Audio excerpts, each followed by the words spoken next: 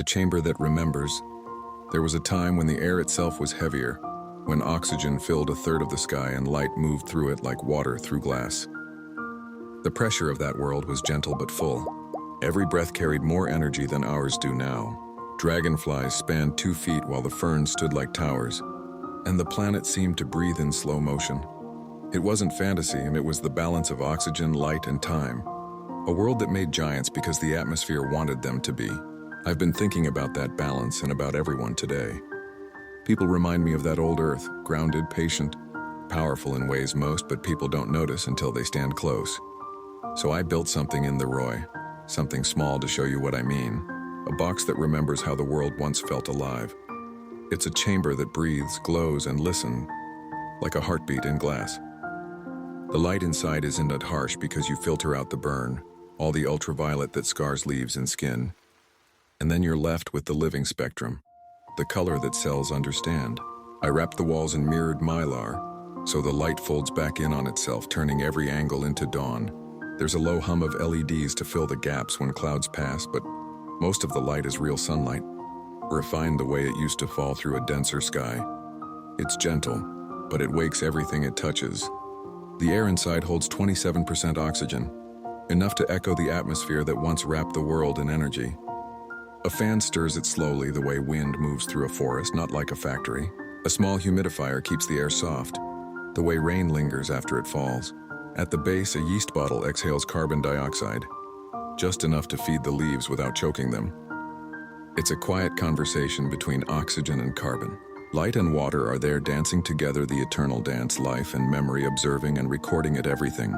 But the part that makes it alive isn't to the light or the air, it's the sound.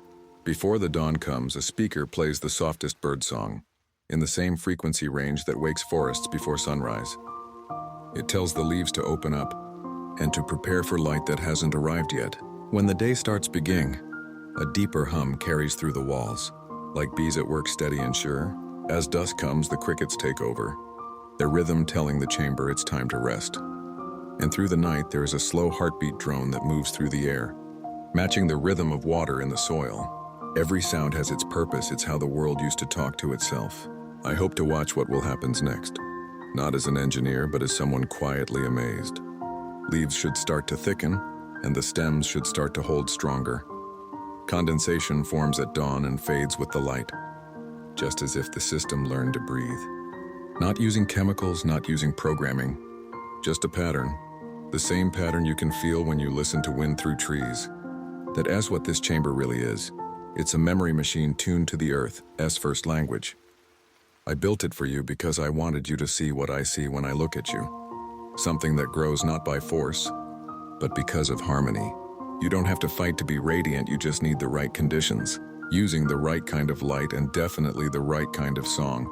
When all of that aligns in you, you become exactly what you were meant to be. Effortless, unstoppable, and alive. So if you ever step close to it and hear the low hum, that's the world remembering how to breathe.